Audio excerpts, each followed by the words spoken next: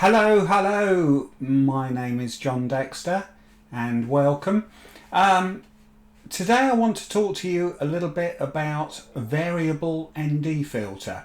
Now I have always avoided them like the plague for the simple reason that there are a lot of videos out there explaining that you do get a lot of colour shift, and also you can get this X pattern at the extreme ends of the filter. Now I've always used for my ICM work and also other work just ordinary solid screw-on ND filters, whether it be a 3-stop, 6-stop, 10-stop, whatever.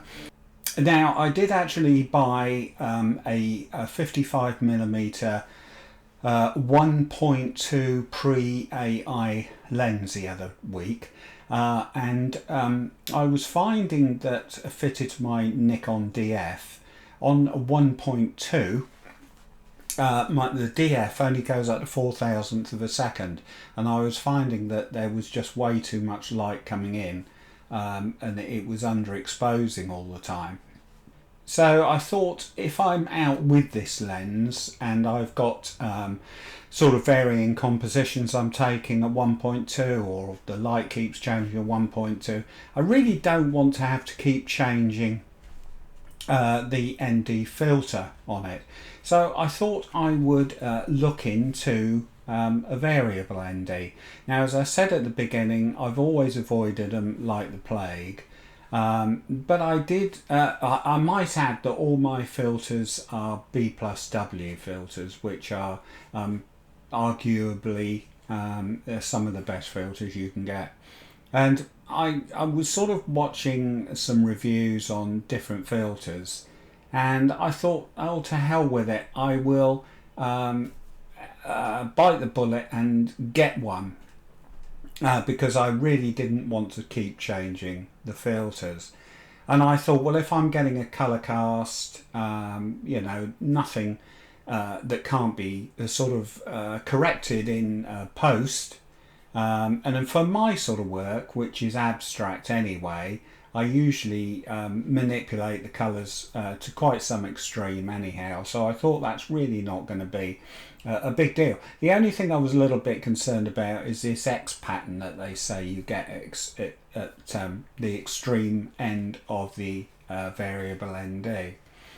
But I thought, oh, to hell with it, I'll get one anyway, and hopefully, you know, it'll be okay. Now, I've used it a couple of times and I was really pleased with it. I didn't get this cross pattern at all.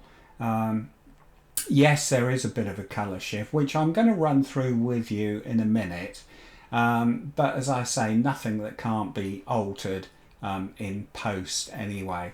And the beauty of the B+W filter, unlike a lot of other variable ND filters, is they've got hard stops. So basically it's got a stop at 1, and then you turn it and it's got a stop at 5. So this is a 1 to 5 variable ND. A lot of the filters don't have that hard stop, and you can turn it way past the intended density, and that's probably when you get this X pattern on your images. So as I say, I was very pleased with it. Would I get rid of all my just solid ND filters for this one? No, I probably wouldn't, you know, because when I do my ICM work, you know, I'm quite happy using those.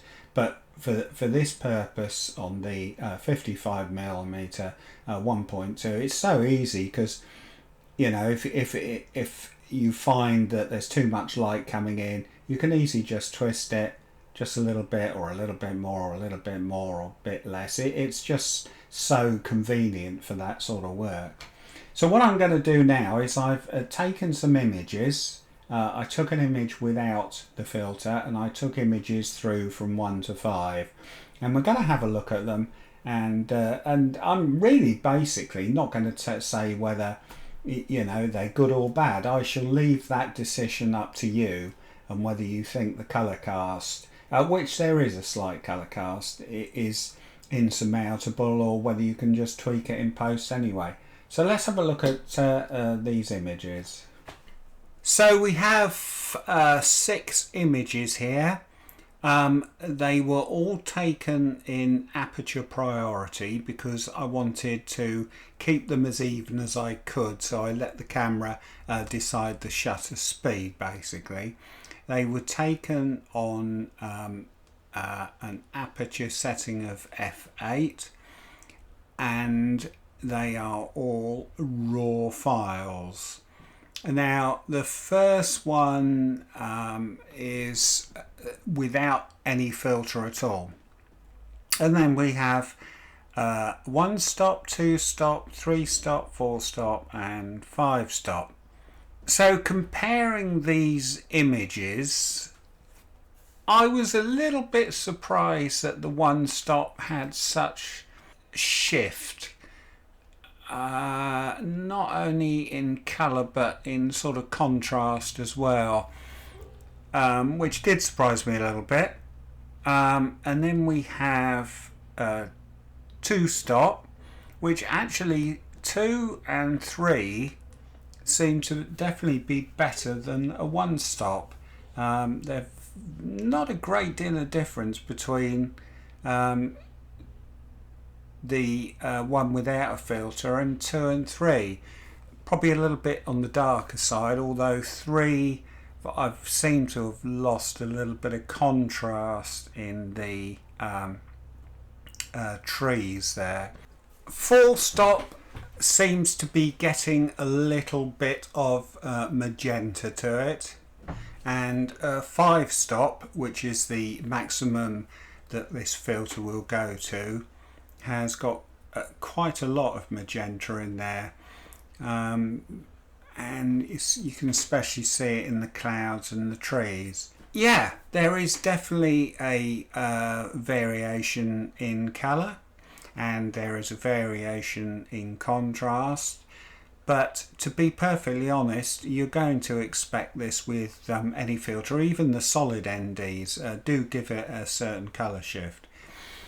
The thing that I did like and was very pleased about is at its maximum, which is a 5 stop, there was no sign of this cross pattern which some filters give. It may well be because it's a hard stop filter and you can't go past the 5 stop, but I was really pleased about that. As far as the vignetting goes, I can't really see any vignetting on there at all. So there you have it. As I said before, this is not about me recommending it, it's about showing you the results and letting you make your own mind up as to whether you think this filter would be okay. I can't see anything in these images that can't be corrected in post anyway.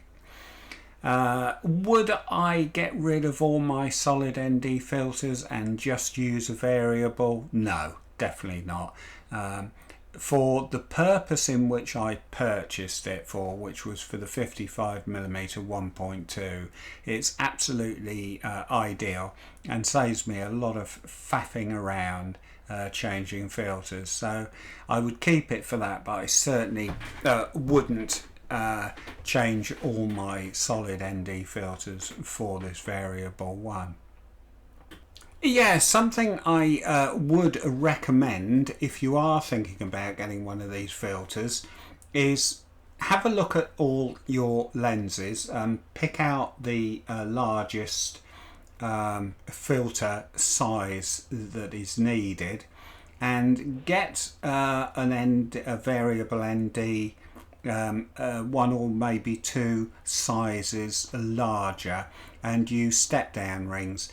2 reasons for this. One, because it will save you a lot of money buying variable NDs for all the different size filter thread sizes, and also if you use a slightly larger variable ND, you are using the best part of the filter, which is the sort of center section.